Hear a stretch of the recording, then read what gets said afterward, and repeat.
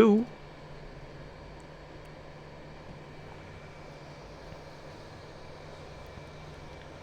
Hello. Hello. All right. Dreamcell, Riki. GG. Do Yeah. we even need to cast this game? This game's it's over, right? Yeah, it's pretty done. The first pick Riki, man. Yeah. Like when they first picked the Riki, I lost interest in looking at the draft already. It's done. It's done. It's done. Yeah. It's done at the first pick. But okay, let's be honest here. This 0-2 lineup is like wombo combo crazy. Like I Yeah. mean, and then you have like an Oracle, right? Like everybody like combos and synergizes, and the Oracle's just like, I'll just keep one guy alive, right? Yeah. But yeah, this is I love 0-2's lineup. I feel like this is going to be a crazy team fight thing. But do you think Cignal Ultra can kind of pull this one away with the PA potentially track gold, all that? Yeah, I think Cignal Ultra have a very good snowball potential. Mhm. They can actually hit their timing and then just run and 0-2 non-stop. They have good initiation on Sand King, Bounty Hunter for the vision too. It's just that how can they disrupt the 0-2 tempo? They have to make sure that 0-2 don't have a comfortable team fight, because if 0-2 just sit there and dump all their spells, they're gonna win. Yeah, so it's so hard for Cignal Ultra to just they have to take all these nonsense team fights. Signal. They're going after Paulison, who's just trying to stick around, but the Bro Strike is on point, and Paulison will be giving up first blood. This is where you're like reporting your position 5, right? This is what happens. Like, this is what you can do right now. It's like the first before the horn starts. It's nighttime, so we are seeing a lot more teams. They are just running as 3 or 4 men trying to get first blood, because it's much easier to do now. And yeah, but the Cignal Ultra, they know that they have to snowball this game, so that's a little bit of early advantage for them to start the road with. They're gonna start with 3 bounty runes too. Yeah, it's gonna be pretty nice. Now, okay, I feel like this game is pretty much on Chuan to kind of take over this game, because like once DP gets going, starts pushing towers, you like literally shut it down, right? So, is the Shadow Fiend like Jamesy? Is this the right call in terms of hero, and like what can Jamesy do to kind of mitigate this? Like, they have to go for the hero that does a lot of burst damage because of this death prophet, right? You're not going to. They want a mixture of magical damage and fixed damage too. So I think the SF pick is okay, but he really need to be the one that start the snowballs going.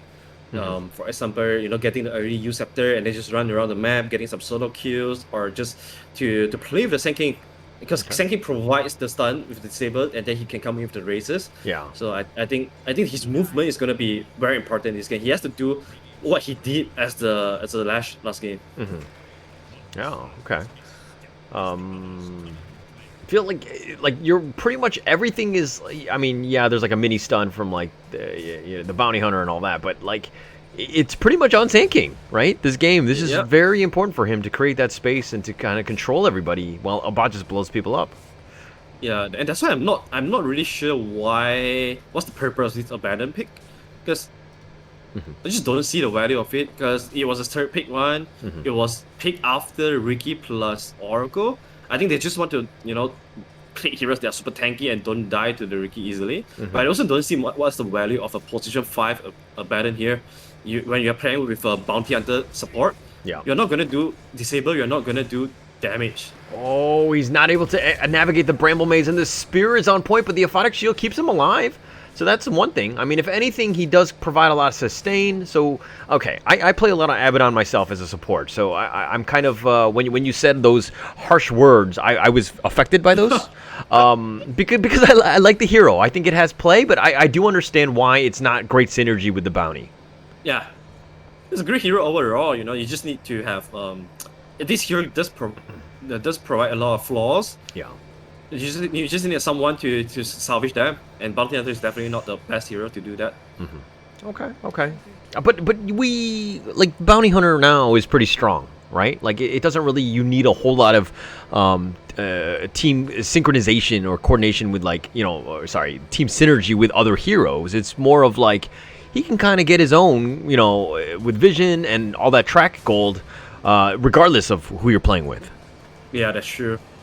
And also, Bounty Hunter the tempo the Bounty Hunter brings really fits this meta as well, because you want to have fast tempo, you want to take away jungle, and this is what Bounty Hunter gives you. But you do need those disables and burst damage to come in though. So Sand King plus SF, these two heroes plays a big role in this game. Unfortunately, Abaddon is not going to be a big part of that. Okay. Oh, they're gonna go for him, a bot, and they're gonna look to just TP away. Can In Your Dream do it? I think they have enough. He's got enough life, and he actually only TPs to the bottom T1. Would you have gone back to the fountain? No, I think I'll just TP back to the lane as well. Okay. Because you don't want to miss out too much of ESP, and if you have a solve, which he doesn't, so that's not the most optimal then. You have to stay in this lane with 50% HP and mana, and there's not going to be much he can do until he heals up. Oh, this Siphon in the mid lane. James, he's with no mana, very little health as well. And Chuan is looking to kind of bully this lane, but this SF though is 24-1, is actually has the lead. By the way, I'm watching the maincast observer. I don't know what you're doing. Same. Okay, all right, just so we're on the same page.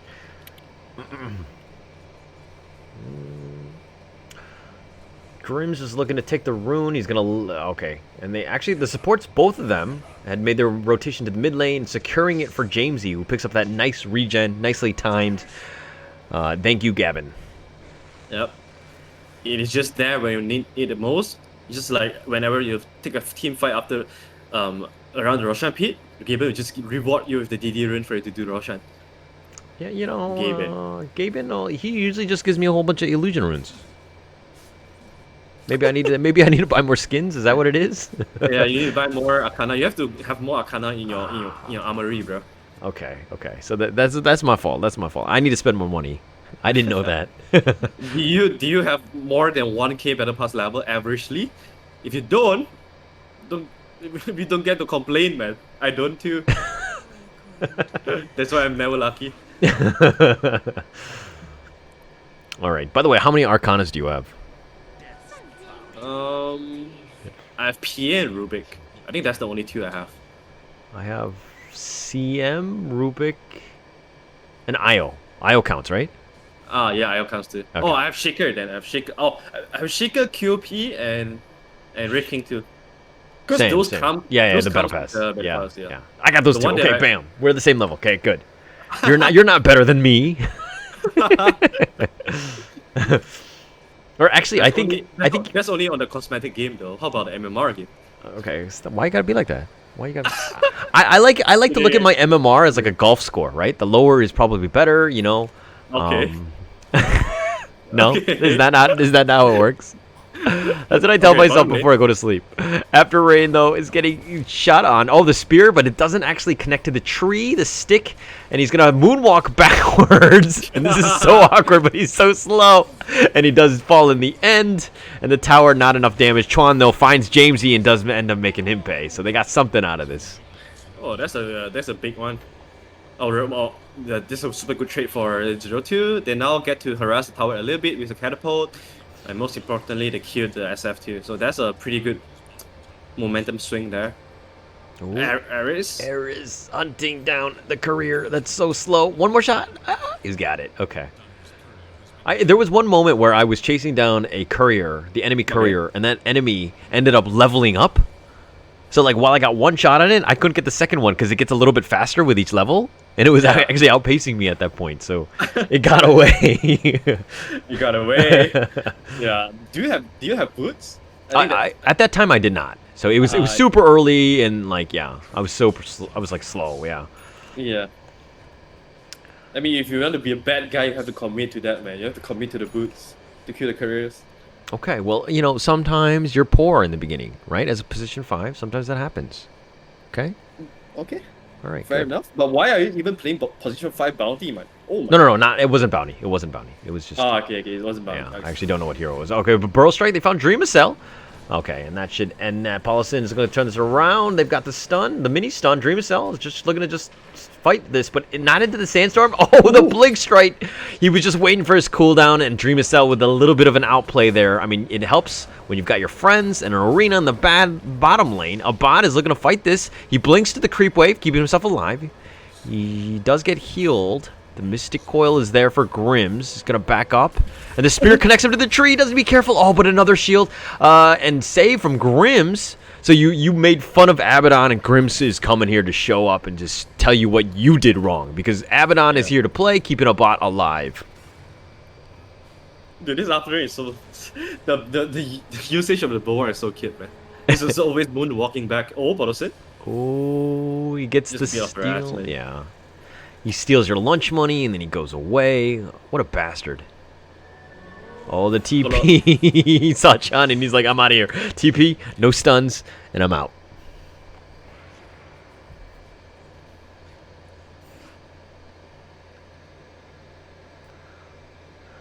All right, my concern right now with Eris is the fact that he's at level 3 bounty hunter. You really need 6, and I feel like he needs to be a little bit, he needs to stay in the lane a little bit longer just to get that XP. And if you're going to be like level 4 at 10 minutes, it's going to be very depressing. Yeah, this is why I'm never a fan of position. I mean, the support bounty hunter, because this hero doesn't give you a lot of lane impact. Yeah. And especially if you're running an offlane like Sanking, you most of the time you want to be pressuring the enemy carry. And if you're giving Riki such a good early game, he's gonna turn that into a good battlefield timing. And we all know what Jumasa can do with the Riki. So yeah. Oh, the smoke was there, and it was instantly popped because Eris was right next to him. And Paulison actually dropped the sentry, and they were actually not able to make him pay. So Eris making plays by just staying invisible. Yeah. I was just saying how I don't like Bounty Hunter, and he makes the play. Yeah. Okay. All right. I mean, this is anything that you say is just gonna prove you wrong, kind of thing. Yeah. It feels like it, man. It's like, oh, look at him, man, making more plays now. Yeah, courier snipes. I mean, the only thing is level, right? Because you kind of want to prioritize track. But Dreamcell, oh, they get Grims, so they made him pay at least. In Your Dream's gonna flap his little baby wings, and he's gonna back off now. Oh, getting the second one? He gets another career kill? So Eris is making plays? I mean, yeah, he's been dusted here, and In Your Dream spotted him as well. He's going to pick up the rune, and I think that is a life worth saving in the sense that keeping him alive. Or he did his job, so to speak. Yeah, this job is Jamesy? Oh, the arena, the spear, and Jamesy, tricks of the trade. And Abaddon is here, too. He's going to look to fight this one. Grims is keeping him alive. A little bit saved. The Photic Shield instantly bursts. Not enough in terms of levels. He gets the Courier, though. And Abaddon is going to blink to the high ground, and that should end that. But Jamesy going down, pretty massive at this stage. Jamesy has to keep the leading position right now. Like, SF is still a snowballing hero. You never want to play SF from behind. It seems like SF hasn't been finding a lot of good initiation this early game. Ooh, TP mid lane. Dreamcell's looking to fight. Van is here, though. Sandstorm just to kind of stop that. But, I mean, there's going to really be no push with DP Exorcism down for another 22 seconds. Alright, 11 minutes in. Irais is still level 4. I don't know whether he has the tone for himself or not, but both Abaddon plus Bounty Hunter, they are just not going to do too much impact in this early game. It's really all on SF and Sanking now. How's the item progression? Let me see. Sanking is so far away from the Blink Dagger. Jamesy just got his U Scepter. Still, they're not fighting a good way to start the fight. Do you like Sanking going Blink first? I like it when you know that your team desperately need that one initiation to start team fight off. And in this situation, yes, I think he needs the early Blink Dagger. Okay. All right, so smoke here. Oh, it's been spotted because of the tower. Oh, but Van is also there. They've got the dust, and they do have him spotted out the arena. Everything, and they're throwing the kitchen sink at Van, and they do make him pay. And so it looks like they're just going to turn this into a conversion of a T1 mid. Probably a little bit more if they can. The Life Siphon on Grims, who's not even level 6 either. Eris and Grims right now, both at level 5. Yeah, it's going to be a super slow game from Cignal Ultra now. My PA is okay with this slow tempo though, but SF is not.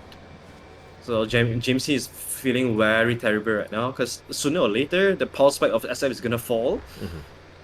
And he's going to find a lot of trouble queuing anyone when the pipe is up, and the BKB is up, and obviously Oracle. Face Edict is going to totally mitigate all the magical damage coming out from SF too. Not an easy SF game.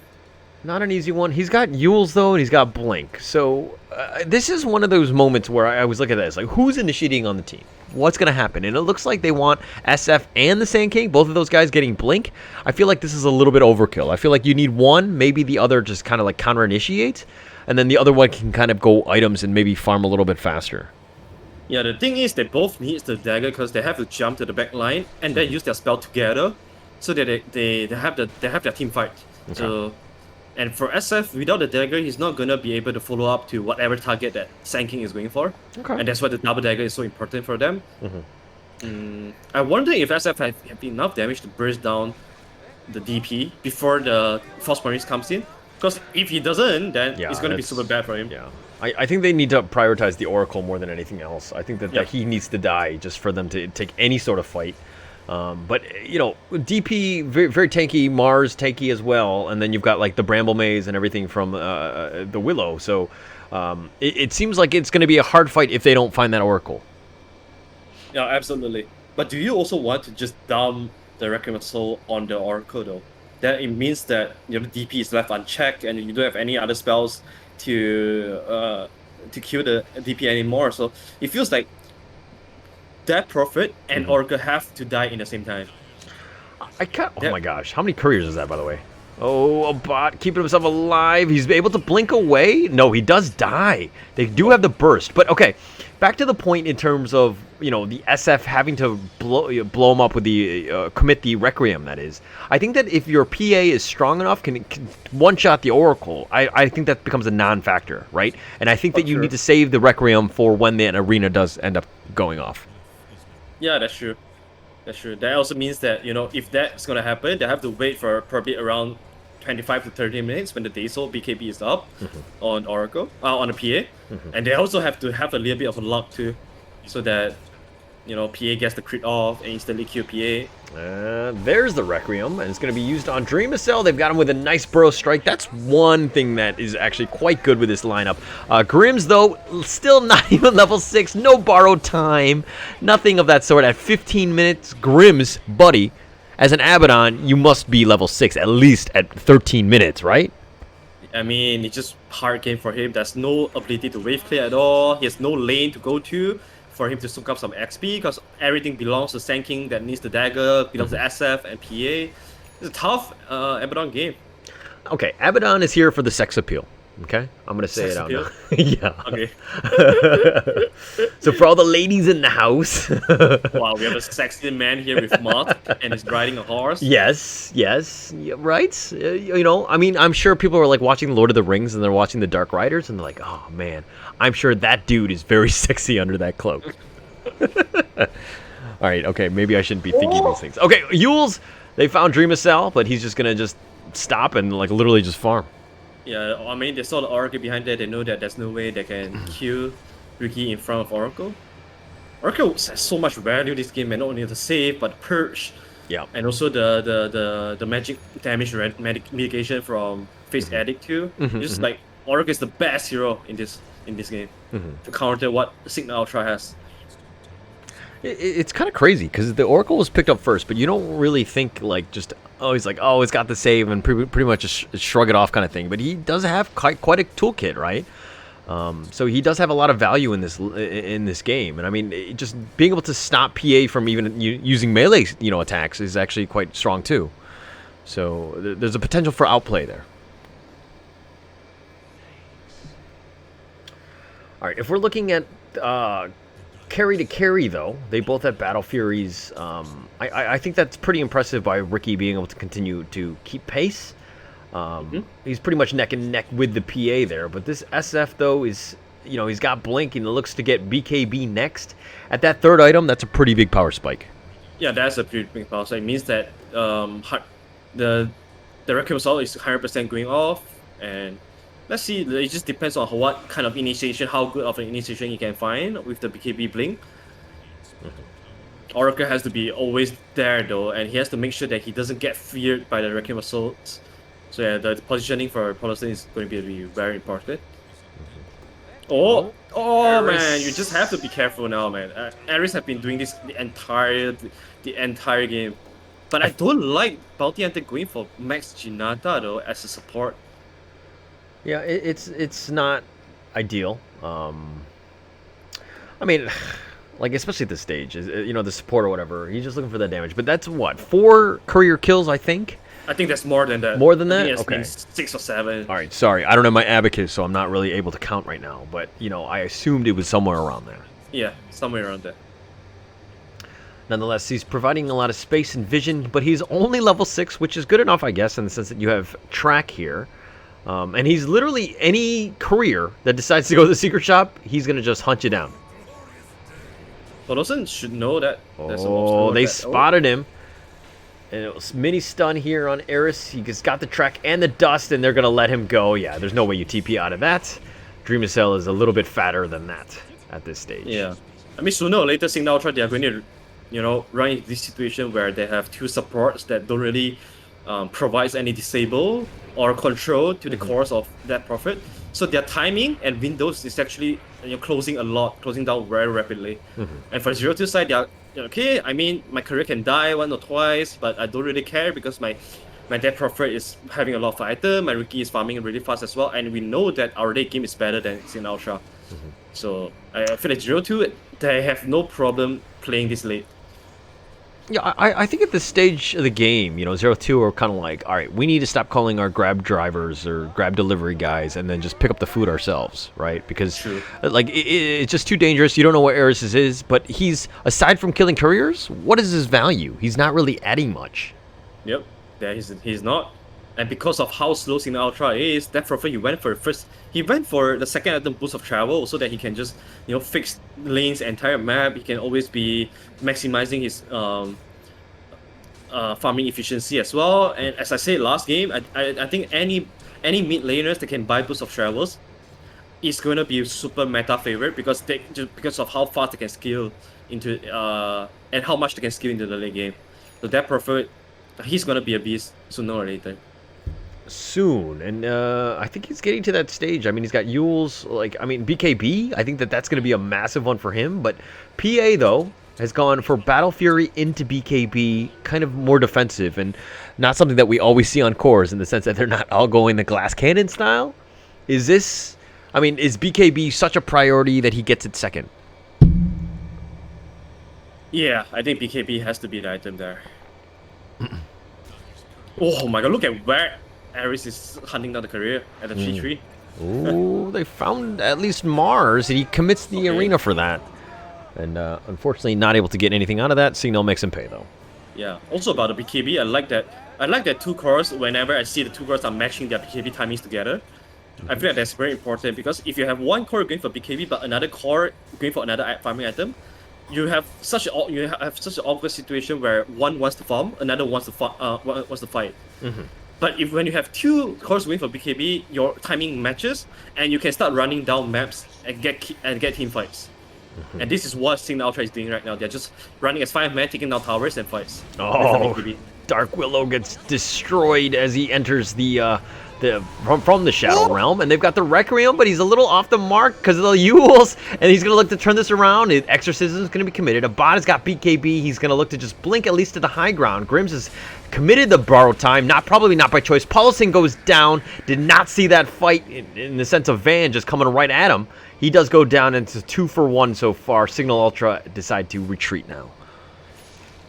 Ooh, that was really bad. Like the BKB review from Cignal Ultra. I think what they needed was they need to have Sand King jumped onto the Death Prophet, and the SF just, you know, follow up on top of the Death Prophet for the Requiem. So I think if you want to go for the risky use play, you have to time it perfectly to every single beat. Otherwise, Death Prophet can always use himself up, and that wasn't the perfect Requiem's combo there, and they paid for it. You know, I think if you want to kind of 200 IQ this thing, I think that you need to, you Yules him, you go under him, and then you channel the Requiem, but you cancel at the last second, and then, because he's probably going to be spamming, you know, the self Yules, right? Yeah. So you can kind of outplay it. Yeah, you can too, but, you know, like, it's not going to be fast. That you leave some time for the enemy, some other heroes to react to that too, but definitely workable because it was a 10-second BKB, so you have more time to do that, and your Requiem wouldn't be cancelled. So I think what you said there was one of the better ways to do it too. But I think having Sand King jump and then SF jump too, that would be the easiest way of execution. Yeah, yeah. Okay, okay. Oh, they found Eris, who's just trying to hunt. Eris, I don't know if this guy knows, but he's actually on the Radiant side. He seems to be out of position quite a lot on the Dire side, that's all. Yeah, he's really committed to kill carriers now. Yeah. I mean, he has like max Jinata, so even if you want to contribute to the fight, he's not gonna do too much. He don't have the Shuriken Toss for the damage. Like, all he can do is provide tracks. Yeah. I'm not a fan, man. I'm really not a fan of this. Yeah. All right. I mean, it's a level 1 track. I mean, he's only level 8 at this point. I mean, just to put this into perspective, like 2 of his team members are more than double his level, in the sense that like Abaddon and Jamesy, both of them are level 17, and now you have the pocket Riki tricks of the trade, so a little bit more interesting play potential by 0-2. And also Riki have the best tricks of the trade partner to play with as well, both Mars and that Prophet. You always want these heroes that can last long in team fight, so that you can always press your E on them. Oh, but the blink forward, they found him, but he wasn't able to connect. The BKB is going to be used. The Yule's up on the Oracle. That's the one you want, and Paulison gets Requiemed, and you asked that question. Is it worth for the Requiem? I think so, but it looks like they're turning this around, and 0-2 are like, oh, that's just our Oracle. We don't need him. And I think that's going to just stop them from actually attacking, as all 5 heroes from Cignal Ultra are in the jungle. Yeah, to me, that was a really good Oracle death there. You not only wasted the BKB charges, but you also wasted the Requiem Assault. Means that 0-2 right now, they are in control of the fight. Because SF just lost the 2 biggest ability of him, the BKB and also Requiem. So this is another like what, a 1 minute window for 0-2 to do whatever they want on the map. They can take Roshan, they can re-smoke again and re-engage again. It all depends on how 0-2 wants to react to this. If they want to go farm, that's okay too, because they have better late games. Yeah, agreed. And now they can't be as aggressive for this minute because they don't have those cooldowns. So they got to play a little bit safer. But you talk about the fact that it was like a good death for the support, right? How come my teammates never think it's a good death when I die? Because they're not as smart as you. Oh gosh, I just kind of want to record that and just play that. When people are like reporting me, they're like, "Oh, this support is an idiot." And I'll be like, "No," but Arthur thinks, and then I'll play your voice with that voice line. Yeah, you know how like, you saw the latest winter update from Valve. They say that now the teams can create their own content, like voice line and stuff. Maybe you can propose to some team that you support. That is not as smart as you. Yeah. And then can you buy that, and then you just keep playing. Every single time your teammates flame you just play that. Yeah, but I'm living in reality in the sense that I know that they're not going to accept any of my content or anything, so I'm going to just record your voice, and then I will just put it in the voice chat when that happens. I think that's an easier route. Have you seen some of the players that have the soundboard? They just record all of the sound from the famous streamers like Eternal Envy or Emirate Bulldog, and then they'll just play the sound. Have you seen that? I haven't seen them. Yeah, that's really funny, because I see a lot of some of the players that have this soundboard and they want to back, right? They'll just open their voice, open their mic, and you hear Eternal Envy saying back, just get back. That's really funny. Actually. We need that. We need more of that. I think that's an element that they really should be doing more of, because I think the potential is there, and there's so much good stuff out there in terms of content for Dota. So I'm really happy to see that Valve is kind of opening the door on this. All right, but Desolator on the PA. You got the 9-second charge on the PA as well, and that courier is going to get sniped here.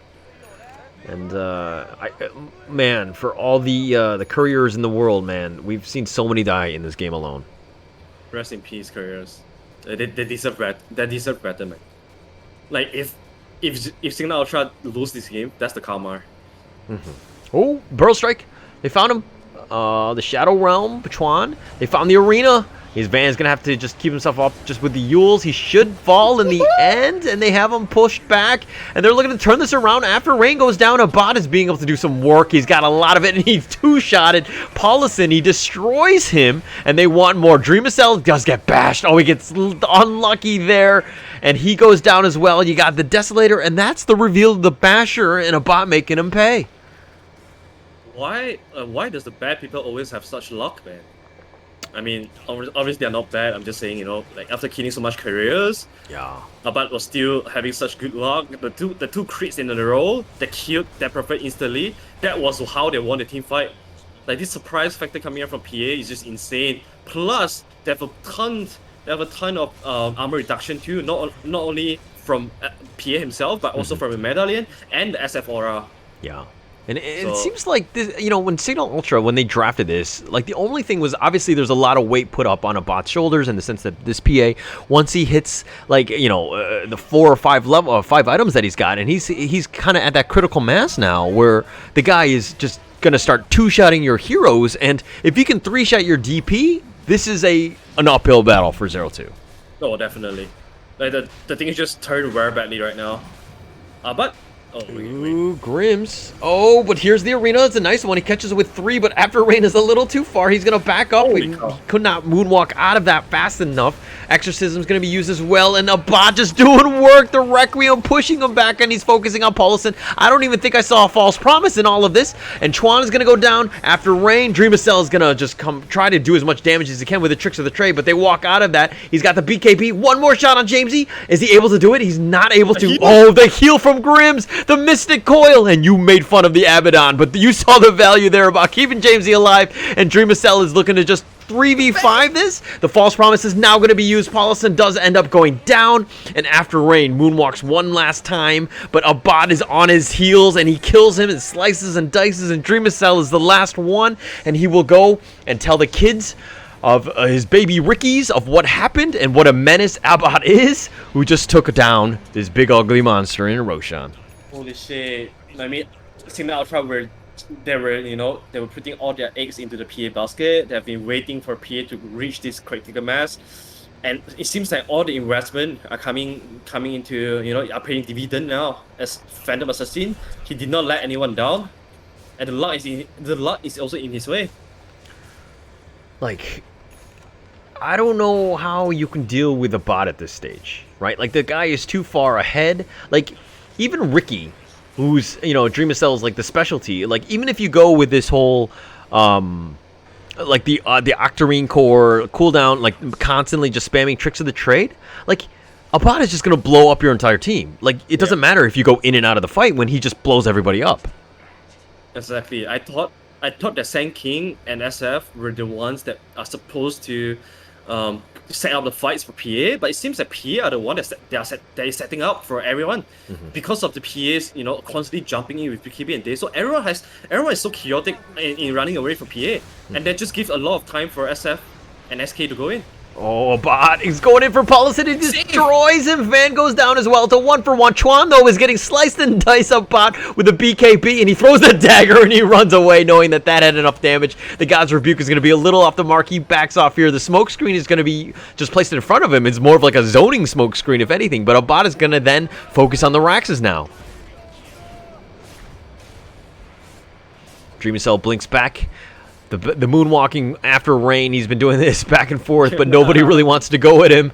I mean, he puts up his shield, but nobody really is going to go in for that. A bot gets the mid-racks, and they back off here, but they still have a T1 bottom, so there still is time by 0-2, but it's definitely not going to be an easy game. Yeah, I mean, the Mars can pretend all he wants, and how hard he is, how strong he is, but deep in his mind, he knows that he's very afraid of this PA. I wonder what's PA going for the next item. I feel like Agonies would be such a big upgrade for him, simply because how easy he is getting kills now. Like having the spells refresh, having the spell on the blur. I think that's gonna help him, you know, keep this momentum going a lot easier. Do you remember in 7.27 when like Blur PA like was like first introduced by like Arteezy, and he was just like spamming that, and that was like a thing? Oh, but Arena, they've Abaddon, oh my gosh, destroys Paulison. That's the first one. And they get the second DP. Chuan, is this guy like a melee creep? I don't know, but he gets destroyed here after Rain is going to walk back into his high ground. But with, Chuan and the Paulison Oracle both down, I don't know how you can defend this. Both of those guys do not have buyback. This is looking incredibly difficult for 0-2. I don't think 0-2 has ever found a chance to do what they wanted to do their Wombo combo team fight. Not at all in this game. Burrow strikes Blink, and he catches him out a bot. The Cursed Crown is going to be committed, and yes, he gets stunned, but it doesn't really matter, as they're going to now take the bottom racks. Dreamcell is trying to create space in the top lane, just slow this down, but with, both of those cores down, I mean, it's nice that they're not even going for T4s and trying to end this game, but they're going to back up and play this one safe.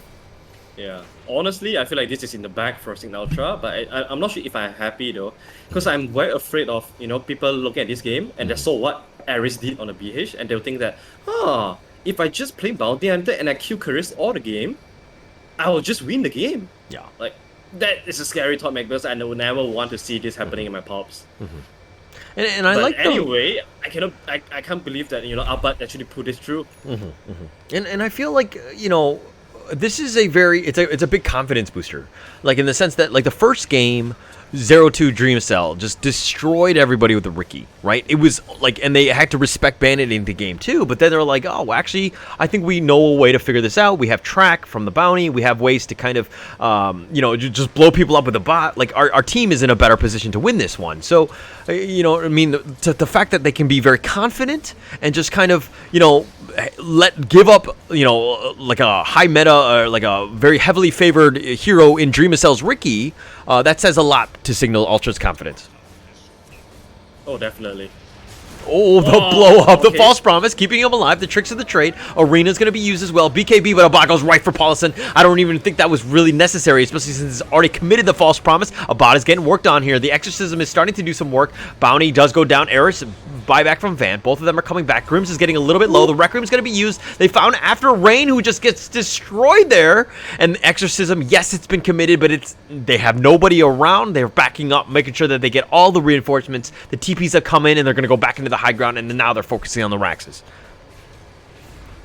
Oh, the blink forward, and he goes right for Chuan. Oh, but he gets sent back, and he runs away. Van, though, is fine, trying to find what he can. The Cursed Crown ends up, nope, he gets the self-fuels. But Dreamcell, oh, he's been tracked. He blink strikes to his teammate. He keeps himself alive, but he just regens in the fountain, just slowing it down. But with no Mars, no Dark Willow, this seems to be almost impossible. A bot is just gatekeeping here and just being an asshole by throwing out the chicken, the spray, and a bot is just kind of back and forth and just making sure that nobody goes by. This is Abaddon asserting his dominance, man. He's gonna dive this. Chuan, barely alive after Rain. Is this an offlaner? I don't know, because he just got 3-shot there, and Abaddon is going in. He's got a triple kill, the blur. They're gonna find Dreamcell, and GG's been called, but they want this. They're trying to make a statement. Abaddon is gonna go down. Dreamcell, he just sticks around, realizing that this game is over, and they've already called it. All of them go down. 35 minutes, 30-18. Cignal Ultra with what looked like a clinical game. Wow, what a beast! What a beast! I think this was completely on Abaddon himself. Like, this has to be the literal one-man carry that I have, one-man carry game that I have seen in a long while. But with just hitting his timing and then instantly getting all the team fights done. Before that, entire Cignal Ultra was so passive, and once the BKB are up, they become they are like caterpillar becoming butterfly. It's so beautiful from Cignal Ultra, and I think I'm a curse, man. You remember the first game? I mean, before this, I was predicting who I like more, and then they lose. Last game, I didn't predict. I just tell you which one I like more. I like 0-2 more, and then they lost. And then this game, you're saying that, okay, you like 0-2. And then I was simply agreeing on that. And they still lost.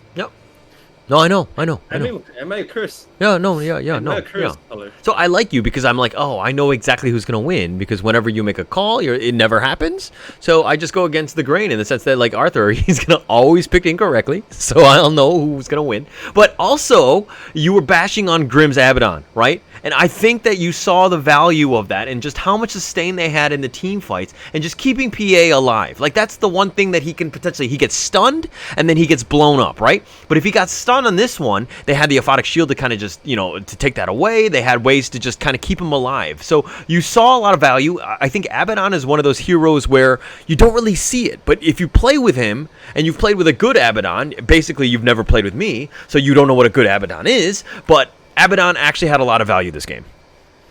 Yeah, that's true. A lot of times I've seen him, Mars going in with the initiation, pinning one guy down, immediately gets saved by Abaddon. Yeah. Like I think he's always he knows that he's like what his responsibility is in the game. So he's always eyeing on the Mars, wherever Mars is going on. I'll instantly save this guy so that my chorus can pop the BKB in time to turn around the fight. So yeah, definitely Abaddon, he's proving me wrong. I will take that. Okay, I'll take that. I'm wrong. It's just that. Okay, great. Yeah. I'm glad. All right, and Anyway, also our second piece of the puzzle, in the sense that we were talking about Aghanim Shards, who gets more, always the winner in this case in Cignal Ultra at just one. Yeah, seems like that's the trend. Seems like that's the analysis here. Just get more, and whenever you are 20k behind, just tell our team, guys, I've done this research before. Let's all just buy shot, and we'll turn the game around. Okay? That's all it takes. If you don't, please